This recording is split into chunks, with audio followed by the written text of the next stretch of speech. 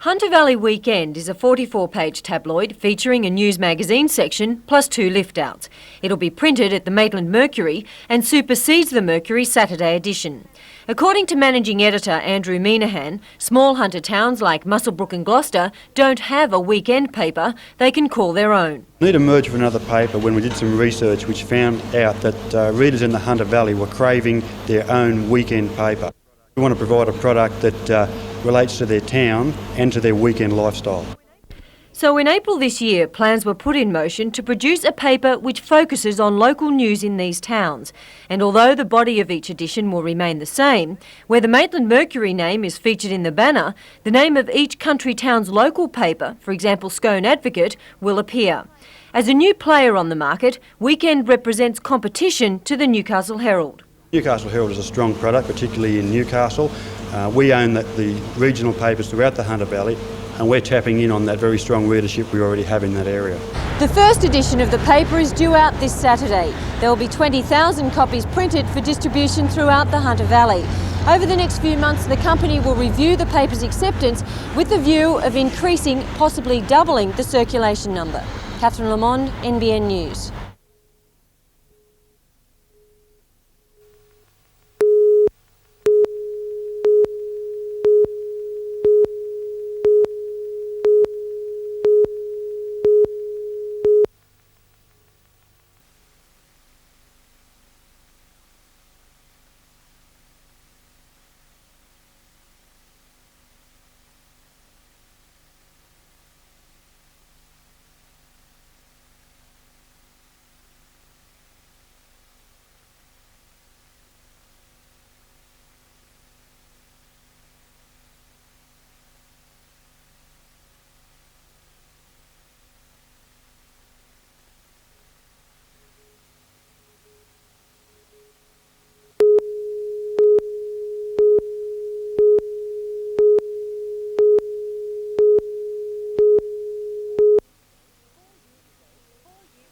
Four years ago, Cessnock City Council erected 10 signs around town to draw attention to road funding deficiencies.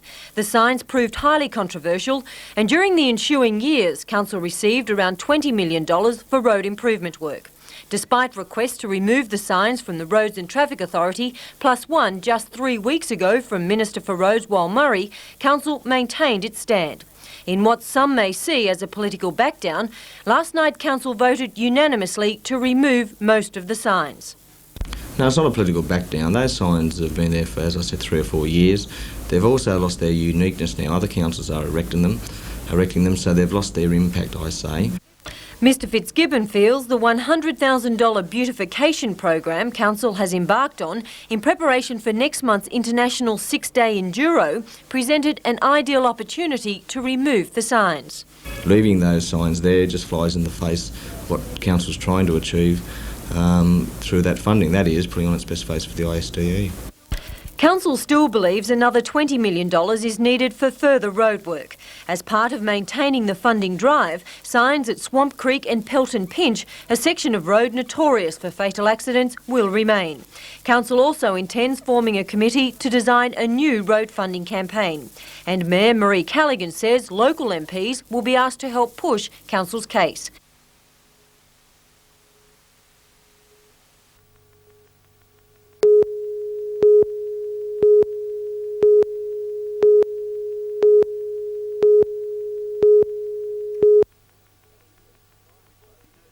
We've all been urged to buy Australian, but apparently it's very difficult to do. A whole aisle of coffee, and out of all the brands, one is Australian-owned. Victoria. And the teetotaler needn't relax either.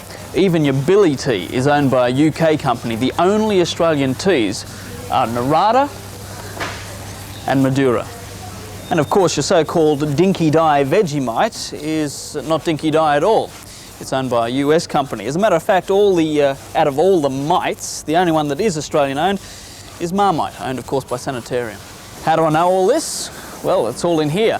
The AusBuy Guide, put out by the Australian-Owned Companies Association.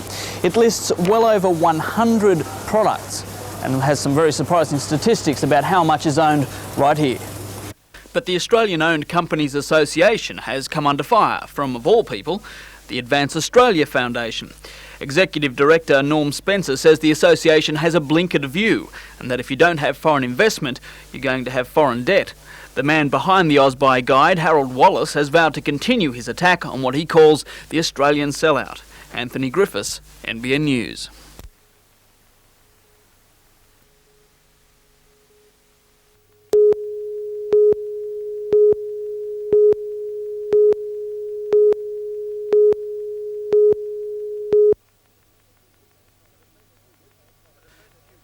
For the first few weeks of the competition, it looked as though the Falcons of old were just a memory, but in the last half-dozen matches, the Gremlins have returned, winless in their last 6. Injuries have played a major role in the Falcons' fall from grace, and this weekend their task doesn't get any matches against Melbourne and Hobart. There's no doubt in the world that the Newcastle Foster's Falcons need a win, and we've got to get at least one out of these two, in my mind, well, preferably 2 if we can, before we go into a 3-week break. They're just so important to our present position. We just can't afford another loss, and it's certainly not going to be easy. We're fronting up against the Melbourne Tigers on Friday night and then down to Hobart Saturday night, and Hobart are a tough nut to crack down there as well. And you would think after a succession of losses and the finals looking a more distant proposition, morale would drop. Not so. There's optimism every time we walk out onto the court, and but we just play well for quarters. There's just a little bit of inconsistency there at the moment, and if we can overcome that, there's some wins up there, Mike. There's some wins there. Down at the Wollongong Showground, the match of round 16 of the Winfield Cup and the battle of the Steel Cities. Illawarra and Newcastle are in equal second position on the ladder. The loser at worst will be in 5th spot after the weekend, with the winner gaining the vital 2 points and probably a place in the final round come September. Nothing separates these two teams, and you only have to go back to the very first match of the year, a 14-all draw at Marathon Stadium.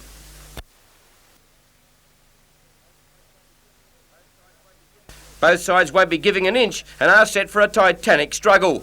A full replay of the Knights and Illawarra match Monday night at 10:30.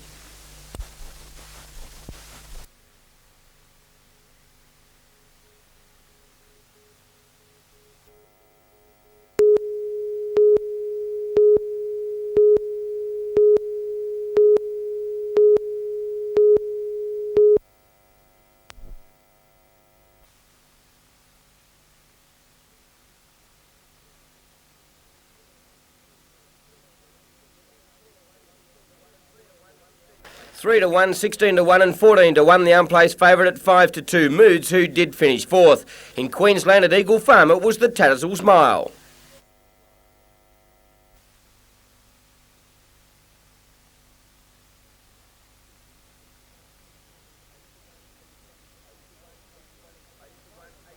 Eight to 1, 8 to 1 and 25 to 1, the unplaced favourite Tenacious Prince at 11 to 4 and it finished second last.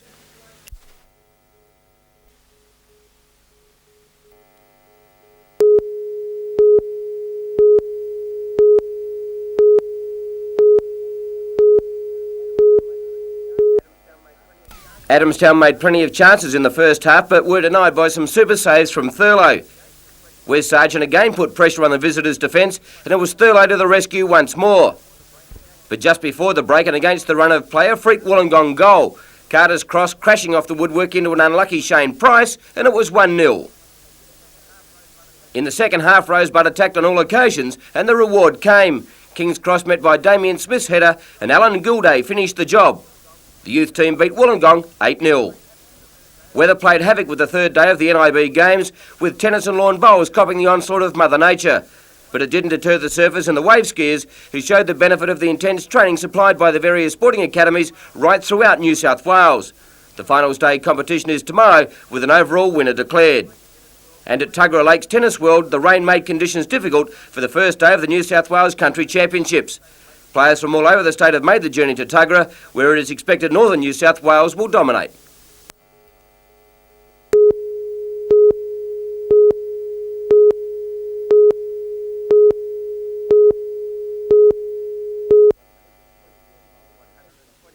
"120 lawn bowlers descended on Woolgoolga for the 3-day prestigious Master Force Championship. One of the major draw cards is East Maitland's Director of Bowls, Dennis Dalton. The former Victorian has represented his country on numerous occasions and was a member of the Australian fours team that competed at the Auckland Commonwealth Games.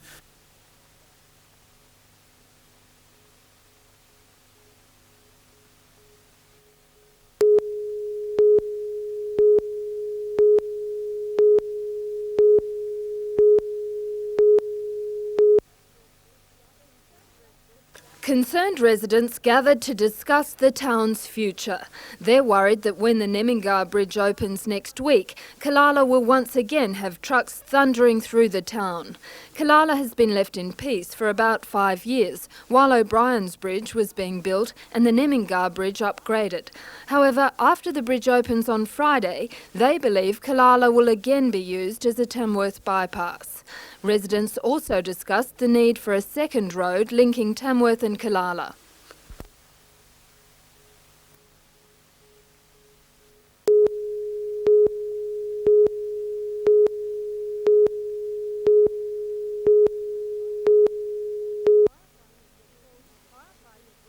Firefighters were called to the property at first light. The fire seemed to have started in a storage shed. It quickly spread to 2 cool rooms, damaging equipment worth thousands of dollars. The main fear was that the ammonia tanks at the back of the refrigeration system would explode. Firefighters managed to contain the blaze before the potentially lethal ammonia caught on fire. As the mop-up continued, the extent of the damage was revealed. The farmer who owns the property was too distressed to comment. Meanwhile, there was a house fire at Macquarie Street in Glen Innes overnight. The kitchen and lounge room were extensively damaged. The fire investigation squad is attending.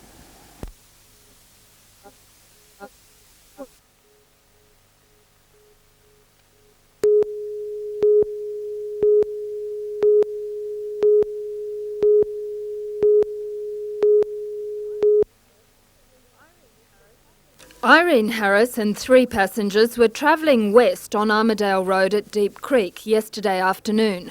As they approached a bridge, the driver lost control of the car and collided with an oncoming vehicle. A 2-year-old boy was taken to Camperdown Hospital in Sydney. He's in a serious but stable condition. A 3-year-old girl is in a stable condition at Kempsey Base Hospital. The people in the other car were not injured.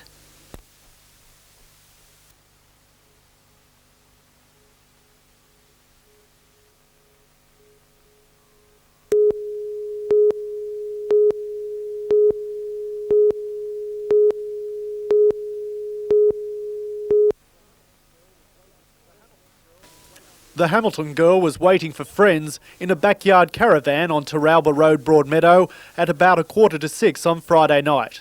She heard a noise and went outside, expecting to find her friends. Instead, she was ensnared in an ordeal that was to last for almost 4 hours. She was grabbed from behind by this man who bound her and gagged her with items of clothing that were off the clothesline. He then forced her to a shed in another property about 50 metres away, where he sexually assaulted her. The girl was held in the shed for about 3 hours. She was then dragged to a nearby railway siding where she was sexually assaulted again inside a carriage before the man freed her.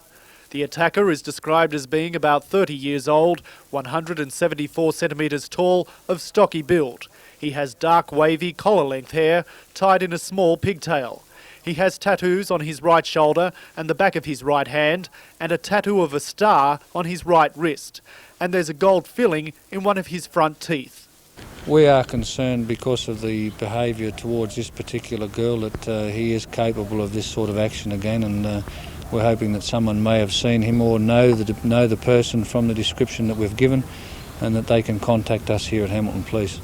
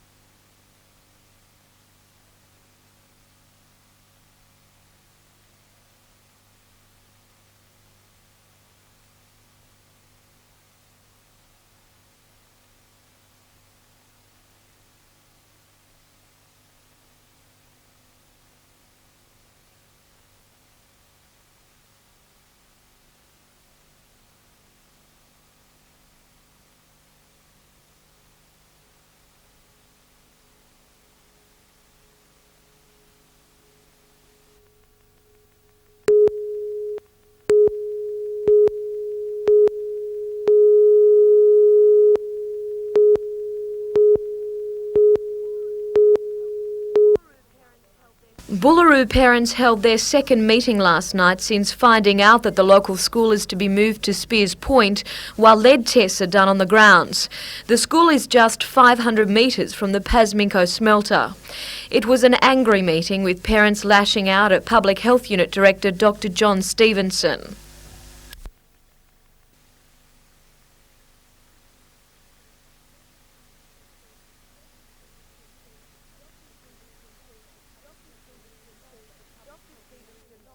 Dr Stevenson says the Public Health Unit cannot guarantee the school will reopen. Tests so far have indicated there is a serious lead problem at Boolaroo, with 81% of primary-aged children recording blood lead levels higher than the American level of concern. But parents remain unconvinced.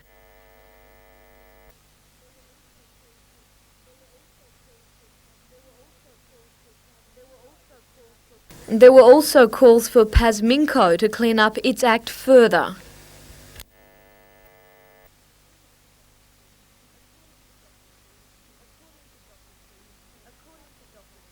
According to Dr Stevenson, closing the plant is not the answer.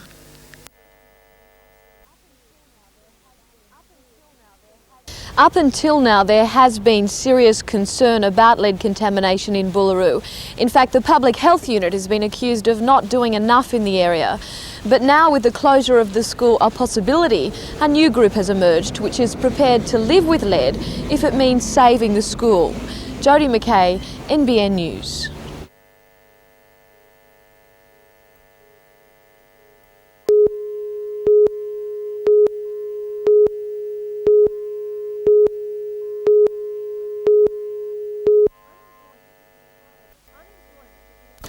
Unemployment is higher than it has been for decades. In the Hunter, the jobless count is more than 31,000. On the Central Coast, around 12,000, and on the North Coast, more than 28,000. In a bid to find a solution, the federal government has called a youth job summit. 3 Newcastle University economics lecturers believe they've come up with an answer and have personally travelled to Canberra to brief the government on their idea. The lecturer's scheme is aimed at job creation on local government projects like roadwork. In many council areas, some of these works have been stalled due to a lack of funding. With federal government finances, these projects could start almost immediately. The $1 billion scheme has also been embraced by the ACTU and the Public Sector Union. It involves providing almost 240,000 jobs Australia-wide for 12 months. Dr Duncan MacDonald belongs to the same committee as the 3 lecturers who developed the scheme and in their absence explained how the scheme works.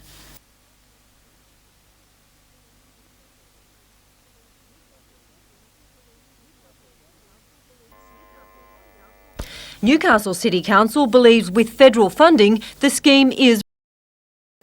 According to Dr MacDonald, the scheme would actually work out cheaper than the estimated $2 billion, with the federal government being reimbursed through an increase in income tax paid by the additional workers and a reduction in unemployment benefits being paid out.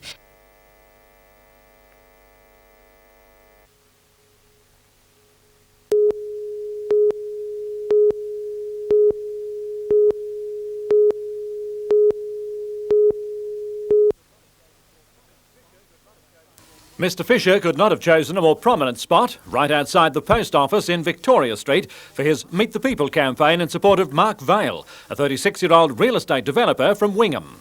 But it wasn't long before pensioners targeted Mr Fisher over the GST proposal. That your policy is naive in believing that the business sector is going to reduce their prices by the amount that you think they will, unless they're legislated to do so. I recognise.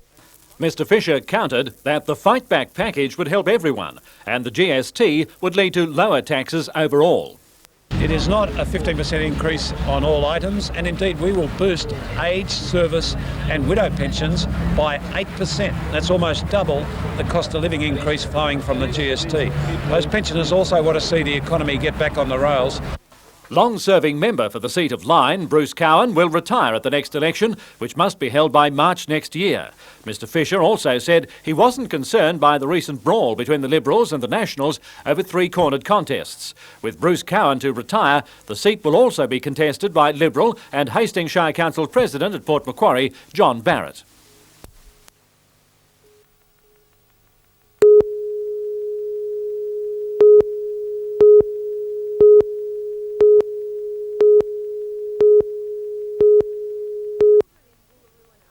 Children in Bullaroo and Argenton were first tested for lead by the Public Health Unit 6 months ago. Those results were a crucial factor in the decision to move Bullaroo school children to Spears Point while clean-up work is done. The decision has outraged parents who say it's an overreaction. They say the lead problem is not that serious and moving the school is unnecessary. So convinced are they that the problem is only minor, some parents are refusing to have their children retested for lead. Do you believe the tests are necessary? No, not when Renee only had a level of 7. I mean, I live in an old home and I have got, probably the dust coming through, but I mean, with levels like that, no, I don't think it is necessary. For goodness sake, I really don't see the need. Diane Paget and Shirley Curry are not alone. Of the around 200 primary-aged children in the area, 1/3 have not had a second blood lead test. The Public Health Unit says unless those 70 children are retested, the department cannot determine whether across-the-board lead contamination in the suburbs falls or increases. No, unless we get a certain proportion of those results back, then it's very difficult to make any firm conclusions. And as I said, we've had about 2/3 of the results back, but we would really like to get as many as we can of the remainder. Member for Lake Macquarie Jeff Hunter will meet with Education Department officials tomorrow to try to resolve the school issue. Meanwhile, a public meeting is being held tonight at Church Hall. Jodie McKay, NBN News.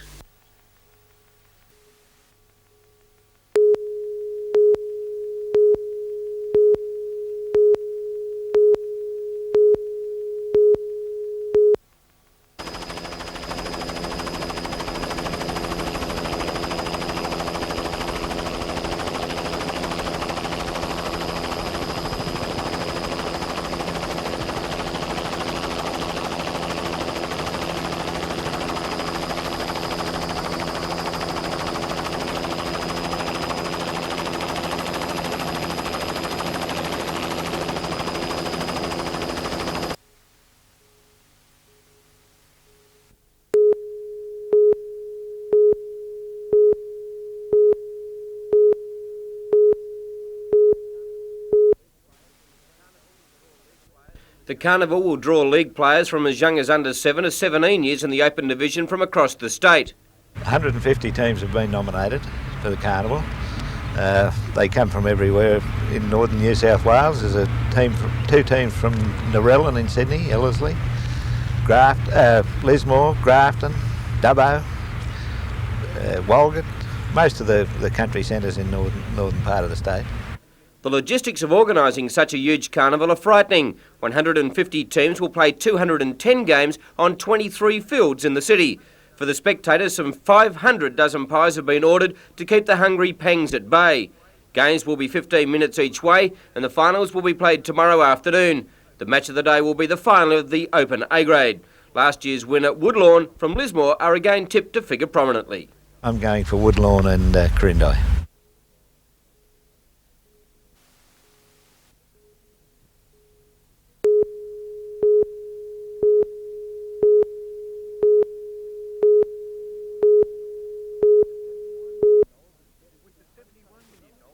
With the $71 million of Better Cities honeysuckle development funds heading south, local councillors and politicians have bowed to the state government's ultimatum that the rail must be cut.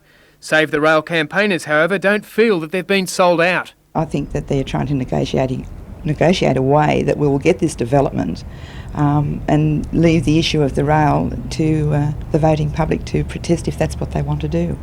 No, we haven't sold out. We've tried very hard this week to reach a consensus, a broad community consensus. State Labor MP Bryce Gaudry has been in the thick of the fray, exchanging shots with Planning Minister Webster, but he's settled along with federal member Alan Morris and Lord Mayor John McNaughton on a tactical retreat. I'd say bury the hatchets, put aside the politics, let's get on with the real job of developing this city. The ball is now back in the government's court to rechannel funds to Newcastle, but there are no guarantees. Whatever happens, and if we lose our battle to keep this track, there is an undertaking there that it will remain in public ownership.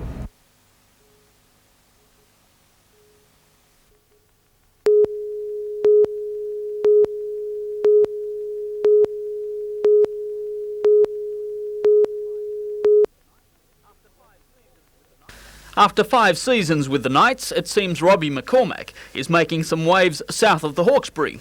The plucky hooker has already been linked with Manly. Now reports say the Saints are after his services in 1993. The figure being bandied about $120,000. Well, I'm not real sure. It would be nice to get that sort of money, but I don't know if I'm worth that. But we're talking to a couple of clubs and just got to see from there. Dragons Chief Executive Jeff Carr suggestion. He told NBN News that St George is already well served in the hooker department and that the club would only be interested if Newcastle didn't want McCormack. But the hooker admits his good form has attracted some attention. Yeah, well, it's been a good year for me, so getting a bit of attention out of it has been good and a bit of interest from other clubs, so it's worthwhile, yeah. McCormack will hold talks with Newcastle later this week. As you might expect, there are no changes to the Knights side which romped home against the Premiers last week. This Sunday the Knights take on Cronulla at Caltex.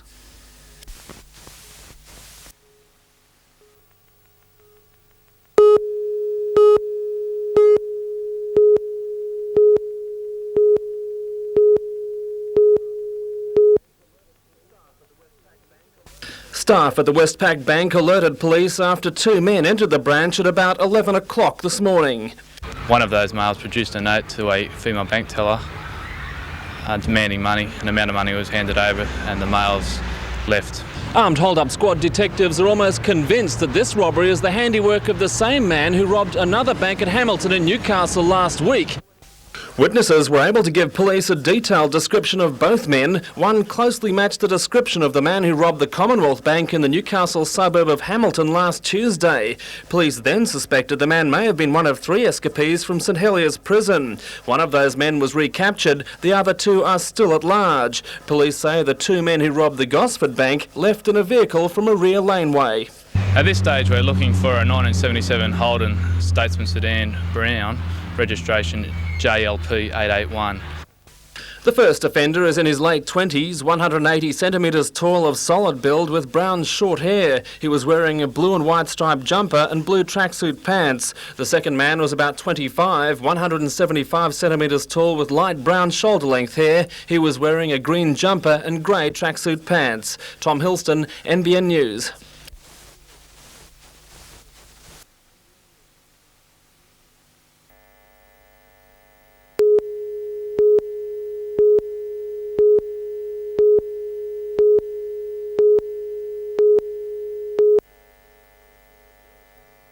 The girls took to the field first at Armidale High with the interregional school soccer final fought out between the locals and South Grafton. Despite the 4-0 scoreline favouring Grafton, the game was evenly matched with both teams showing a flair with the soccer ball. Scorers in the match for Grafton included Emma Nylander, Chrissy Colling and Julia Page. Meanwhile, another ball was being kicked around the paddock at Rugby League Oval at Armidale this afternoon. In a hard-fought and nail-biting tussle, the local boys in blue and yellow came out on top, running over the try line with 30 seconds to spare. The final scoreline between Bingara and Bowerville Central Schools 24-22, with Bingara now advancing to the final knockout of the Central Schools State competition, being played in Dubbo in August. Organiser in the Central Schools competition, Graham Chaffee, is pleased with the standard of play. And I must say that this competition has led to a remarkable increase in standard. The kids have a target aim for, the coaches have a target aim for, and that's excellence, and they're producing it. It's great.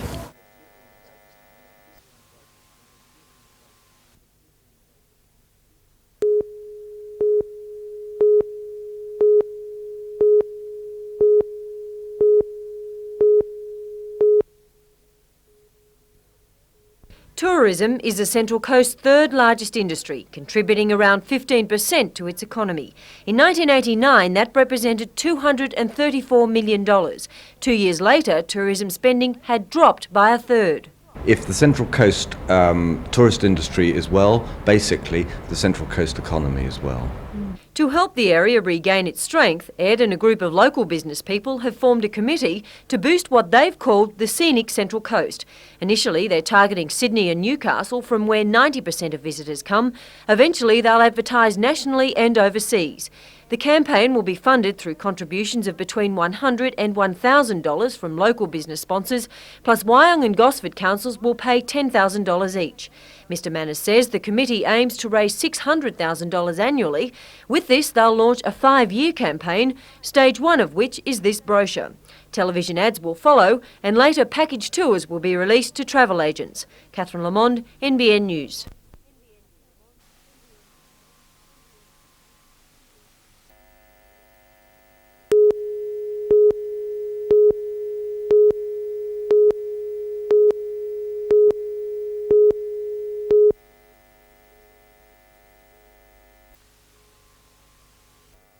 It's a routine which has been repeated daily in the corridors of Royal Newcastle Hospital for 175 years. The site by Newcastle Beach was originally a jail, but a hospital soon became necessary in the small colony. As Newcastle developed, so did the hospital. In 1866, a completely new hospital was built, and over the years it's been extended to meet demand. The hospital is still by the beach, but in recent times it's changed a lot. Part of the impetus for that was the earthquake. No one will ever forget these pictures taken in 1989, when the entire hospital was evacuated onto the lawn outside. The hospital was badly damaged in the quake, and the York and North wings were closed. The York wing was later demolished.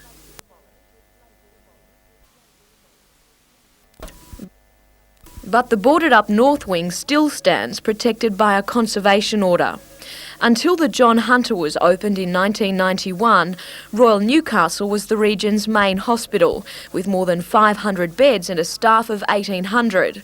The Royal now boasts the area's only dental unit and has an extensive outpatient service. It has 150 beds and 600 staff.